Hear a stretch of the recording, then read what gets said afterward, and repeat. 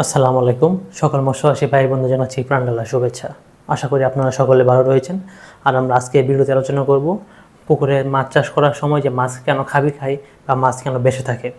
দেখেন, এটা কিন্তু খুবই একটা যেমন স্বাভাবিক একটা সমস্যা, বা এটা যদি আপনি স্বাভাবিকভাবে ব্যবস্থা না নেন সেক্ষেত্রে কিন্তু এটা খুবই মারাত্মক সমস্যা আকার হিসাবে ধারণ করতে পারে।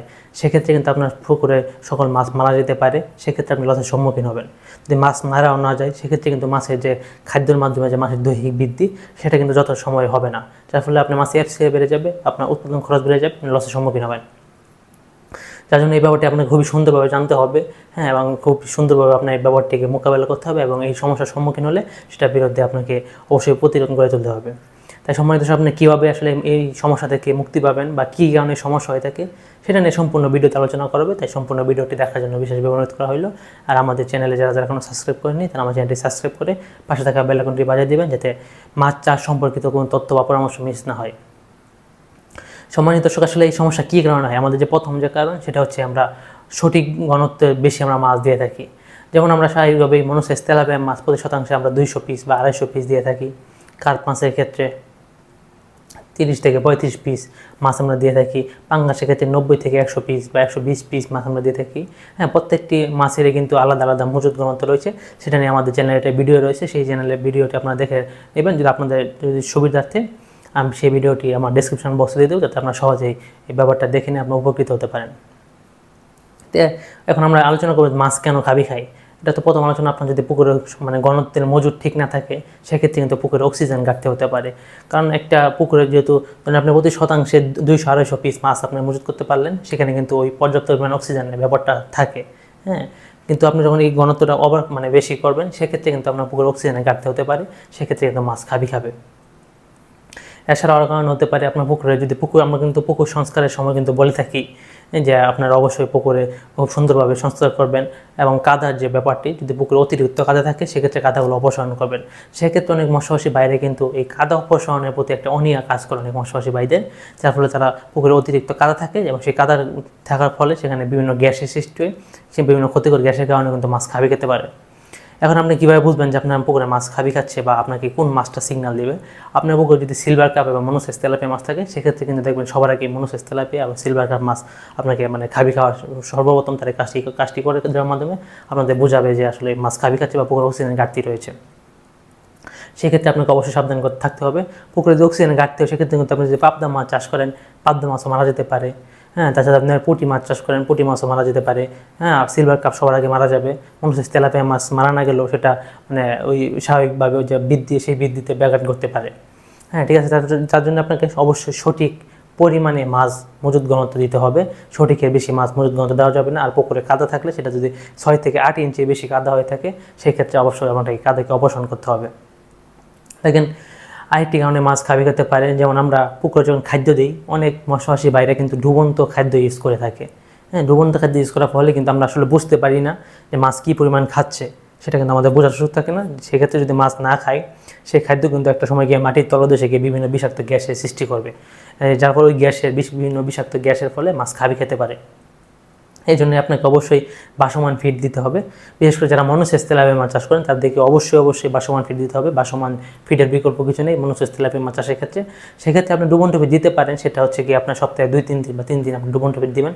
আর যারা আমাদের কাছে উৎপাদিত BBH মনোসেস তেলাপিয়া মাছ চাষ করে তারা অবশ্যই জানে যে আমরা আমাদের কাছে উৎপাদিত মনোসেস তেলাপিয়া মাছকে সপ্তাহে 6 দিন খাদ্য দিই, 1 দিন খাদ্য অফ রাখার জন্য আমরা বলে থাকি। কারণ আমাদের উৎপাদিত মনোসেস তেলাপিয়া মাছ সর্বভোগ হয়, নিজের মল নিজে খেয়ে থাকে, তারপর পুকুরে বিভিন্ন জৈব কৃষিজ বর্জ্যকে উন্নত আমিষে রূপান্তর করতে সক্ষম। সেক্ষেত্রে তাদের উৎপাদন হার খুব ভালো থাকে এবং FCRও খুব ভালো থাকে। হ্যাঁ, সেক্ষেত্রে যদি আপনারা, আমি বলবো যে অবশ্যই আপনাকে বাসমান খাদ্য দিয়ে এবং সপ্তাহে মিনিমাম 1 দিন খাদ্য বন্ধ রাখার জন্য, যার ফলে সে পুকুরে যদি অবশিষ্ট কোনো খাদ্য থাকে সেই খাদ্য আমাদের কাছে উৎপাদিত মনোসেস তেলাপিয়া মাছ সেগুলো ভক্ষণ করে থাকবে।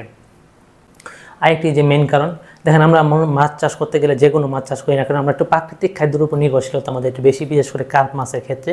হ্যাঁ, সেক্ষেত্রে আমরা একটু প্রাকৃতিক খাদ্যের ব্যবসাটা আসলে সবসময় কাজ করে। হ্যাঁ, সেক্ষেত্রে কিন্তু প্রাকৃতিক খাদ্যগুলো কী বলছি, পুকুরের ফাইটোপ্লান্টন, জোপ্লান্টন বা আরও বিভিন্ন জলজ পোকা, এগুলোকে আমরা সাধারণত প্রাকৃতিক খাদ্য হিসেবে ধরে নিই। যেমন ফাইটোপ্লান্টন সম্পর্কে বলতে চাই যে আমরা পুকুরে যে বিভিন্ন সময় সার প্রয়োগের মাধ্যমে পুকুরে ফাইটোপ্লান্টন এবং জোপ্লান্টন তৈরি করি আমরা পুকুরের প্রাকৃতিক খাদ্য উপাদান হিসেবে। সেক্ষেত্রে কিন্তু এই ফাইটোপ্লান্টনে কিন্তু আমরা জানি যে স্বাভাবিকভাবে 15 থেকে 20% প্রোটিন, আর জোপ্লান্টনের ক্ষেত্রে কিন্তু 35 থেকে 40% প্রোটিন বিদ্যমান। কিন্তু একটা সময় যদি ফাইটোপ্ল্যাঙ্কটনের পরিমাণ পুকুরে বেড়ে যেতে পারে, সেক্ষেত্রে কিন্তু এই ফাইটোপ্ল্যাঙ্কটন দিনের বেলায় অক্সিজেন সরবরাহ করে পুকুরে, কিন্তু এই রাতের বেলায় এই বেড়ে যাওয়ার কারণে এই অক্সিজেনটা ঘাটতি সৃষ্টি হতে পারে। যার ফলে আপনার পুকুরে যদি ফাইটোপ্ল্যাঙ্কটন ব্রম হয়, সেক্ষেত্রে কিন্তু আপনার পুকুরে অক্সিজেনের ঘাটতি দেখা যেতে পারে, মাছ খাবি খেতে পারে। এবং ফাইটোপ্ল্যাঙ্কটন ব্রম হলে কী করবেন সেটা নিয়ে আমাদের চ্যানেলে একটা ভিডিও রয়েছে, আশা করি সেই ভিডিওটি দেখলে আপনারা উপকৃত হবেন। তাছাড়া যে আমাদের যে 35 থেকে 40% প্রোটিন সমৃদ্ধ যে আমাদের যে জোপ্ল্যাঙ্কটন রয়েছে, সেটা কিন্তু আমরা মাছে খুবই পছন্দের খাবার। কিন্তু একটা সময় যখন এই মাছটা বড় হয়ে যায়, মানে জোপ্ল্যাঙ্কটনটা যখন বড় হয়ে যায়, সেক্ষেত্রে তাদের উপরে যে আবৃত থাকে সেটা খুব শক্ত আকার ধারণ করে, যার ফলে সেটা মাছ খেতে পারে না এবং মাছের শ্বাসকষ্ট হিসাবে এটা ব্যাপক কাজ করে। সেক্ষেত্রে আপনারা অবশ্যই লক্ষ্য রাখতে হবে যেন পুকুরে ফাইটোপ্ল্যাঙ্কটন এবং জোপ্ল্যাঙ্কটনের পরিমাণ যেন কোনোভাবেই না বাড়ে, সেদিকে আপনাকে অবশ্যই দেখভাল করতে হবে। তাছাড়া হচ্ছে গিয়ে মেঘলা দিনে বা ব্যবসা গরম, সেক্ষেত্রে কিন্তু আপনার পুকুরে মাছ খাবি খেতে পারে। এটা খুব স্বাভাবিক ব্যাপার, সেটা আশা করি কিছুক্ষণ পরে ঠিক হয়ে যেতে পারে। তাছাড়া আপনার পুকুরে যদি পানি গোলা থাকে, সেক্ষেত্রে কিন্তু মাছ খাবি খেতে পারে। কারণ আমরা জানি যে পুকুরে পানি গোলা থাকলে কিন্তু সেই গোলা মানে ময়লাযুক্ত পানি কিন্তু ওই যখন মাছ শ্বাসকার্য চলাই, সেক্ষেত্রে কিন্তু শ্বাসকার্যে ব্যাপক হারে বাধা দিয়ে থাকে, যার ফলে কিন্তু আপনার পুকুরে যদি পানি গোলাতে থাকে, সেক্ষেত্রে কিন্তু আপনার মাছ খাবি খেতে পারে। তাদের শ্বাসকষ্ট হলে কিন্তু তারা খাবি খায় স্বাভাবিকভাবে, তখন তারা মানে বাতাস থেকে অক্সিজেন নেওয়ার চেষ্টা করে। যেমন আমরা স্বাভাবিকভাবে জানি যে পানি কি, পানি হচ্ছে কি H2O, মানে অক্সিজেন এবং হাইড্রোজেনের সংমিশ্রণ হচ্ছে পানি। তা আপনার পুকুরে যখন একটা নির্দিষ্ট পরিমাণ অক্সিজেন থাকে, এই অক্সিজেনটা যখন ব্যাহত হয় বিভিন্ন কারণে, তখনই কিন্তু মাছ খাবি খেতে পারে। তাছাড়া আমরা স্বাভাবিকভাবে বলে থাকি যে আপনি মাছ চাষ করতে গেলে কিন্তু আপনাকে মিনিমাম আদর্শ যে পুকুর, সেটা 4.5 থেকে 5.5 ফিট পানি রাখার কথা আমরা সবসময় বলে থাকি। সেক্ষেত্রে যদি পুকুরে পানির গভীরতার পরিমাণ কমে যায়, সেক্ষেত্রে কিন্তু পুকুরে অক্সিজেন ঘাটতি দেখা যেতে পারে, যার ফলে মাছ খাবি খেতে পারে। তাছাড়া আরেকটি কারণ রয়েছে যে বিশেষ করে যারা মনোসেক্স তেলাপিয়া মাছ চাষ করেন, তাদের ক্ষেত্রে এটা প্রযোজ্য। যদি আপনারা ইনব্রিডিং যুক্ত মনোসেক্স তেলাপিয়া মাছ সংগ্রহ করেন, সেক্ষেত্রে কিন্তু আপনার মাছটা স্বাভাবিকভাবে দুর্বল থাকে। আর মাছটা যখন স্বাভাবিকভাবে দুর্বল থাকে, সেক্ষেত্রে কিন্তু মাছটা খাবি খেতে পারে। আসলে একটা মাছ আন্তঃপ্রজনন হতে হতে এমন একটা পর্যায়ে চলে যায় যে আসলে মাছের গ্রোথ খুব একটা থাকে না, মাছ স্বাভাবিকভাবে দুর্বল হয়ে পড়ে, যার ফলে হচ্ছে মাছ খাবি খায়। যার জন্য আপনাকে মনোসেক্স তেলাপিয়া মাছ সংগ্রহ করতে হলে উন্নত জাতের গিফট তেলাপিয়া থেকে প্রত্যেক বছর নতুন জাত সংগ্রহ করে এমন কোনো হ্যাচারি থেকে আপনাকে, এমন কোনো কোম্পানি থেকে আপনাকে মনোসেক্স তেলাপিয়া মাছ সংগ্রহ করতে হবে। যার জন্য আমরা বাইবে মৎস্য হ্যাচারি মাছেরই পরিবার রয়েছে আপনাদের পাশে। আমরা প্রতি বছর নতুন গিফট জাতের তেলাপিয়া থেকে আমরা আমাদের হ্যাচারি মনোসেক্স তেলাপিয়া মাছ উৎপাদন করে থাকি এবং সেগুলো বিক্রি করে থাকি। এবং আমরা কী প্রক্রিয়াতে উৎপাদন বিক্রি করে থাকি সেটা নিয়ে আমাদের বিভিন্ন ভিডিওতে আলোচনা করেছি। আশা করি আপনারা আমাদের চ্যানেলে নিয়মিত দর্শক হয়ে থাকলে আপনি ইতিপূর্বেই এগুলোর ব্যাপারে অবগত রয়েছেন। যার ফলে মনোসেক্স তেলাপিয়া মাছ সংগ্রহ করলে আপনাকে অবশ্যই গুণগত মানসম্পন্ন, ইনব্রিডিং মুক্ত এবং উন্নত জাতের গিফট তেলাপিয়া থেকে ডিম সংগ্রহকৃত সেই মাছ সংগ্রহ করতে হবে, যাতে আপনার মাছ কোনো মানে প্রতিকূল পরিবেশে টিকে থাকতে পারে এবং মাছ খাবি খাওয়ার যে প্রবণতা থাকে মনোসেক্স তেলাপিয়ার, সেটা যেন না থাকে। সম্মানিত দর্শক, এই ছিল আসলে মাছ খাবি খাওয়ার যে কারণ।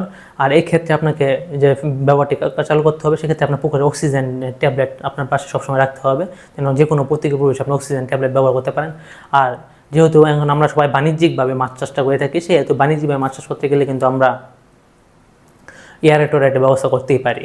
এয়ারেটরের মাধ্যমে আমরা অক্সিজেনের ঘাটতি আমরা পুষিয়ে নিতে পারি। সেক্ষেত্রে আমরা বলবো যে যারা বাণিজ্যিকভাবে মাছ চাষ করি, তারা একটা এয়ারেটরের ব্যবস্থা করলে সেটা আপনার চাষের জন্য খুবই ভালো হয় এবং আপনি অধিক ঘনত্ব মাছ চাষ করতে পারবেন এবং খুব কম সময়ে আপনি মাছ উৎপাদন করতে পারবেন এবং খুব কম খরচে আপনি মাছ উৎপাদন করতে পারবেন।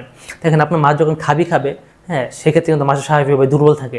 তারপর যখন আপনি খাবি খাওয়ার মোটামুটি ঠিক হবে, সেক্ষেত্রে আপনি খাবার প্রয়োগ করেন, সেক্ষেত্রে কিন্তু মাছ খিদার তাড়নায় খাবে, কিন্তু তাদের যে ওই দৈহিক বৃদ্ধি সেটা কিন্তু কাজ করবে না। কারণ মাছ যখন খাবি খায়, তখন তার একটা স্ট্রেস থাকে, মাথার উপর খুব চাপ থাকে, কারণ নিজেকে বাঁচিয়ে রাখার জন্য কিন্তু আসলে খাবি খাওয়ার যে ব্যাপারটার মাঝে তারা পুকুরে বাইরে থেকে বা বাতাস থেকে অক্সিজেন সংগ্রহ করে থাকে।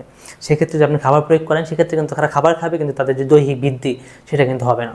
যেমন আমরা মানুষ যারা রয়েছি, আমরা যদি অসুস্থ থাকি, সেক্ষেত্রে কিন্তু আমরা খাওয়ার জন্য খিদার জন্য খাইতে হয়, তো আমাদের যে মনের যে বৃদ্ধি বা স্বাভাবিকভাবে দৈহিক যে বৃদ্ধি, সেটা কিন্তু স্বাভাবিকভাবে হয় না।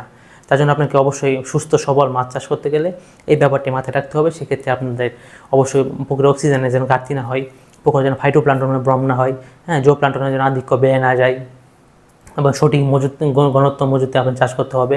তাছাড়া পুকুরে পানির গভীরতা ঠিক রাখতে হবে এবং পুকুরে অবাঞ্ছিত যে কাদা রয়েছে, সেই 6 থেকে 8 ইঞ্চি পরে যদি কাদা থাকে, বেশি থাকে, সেই কাদাগুলো আপনি অবসরণ করলে আশা করি আপনারা এই সমস্যার সমাধান পেয়ে যাবেন।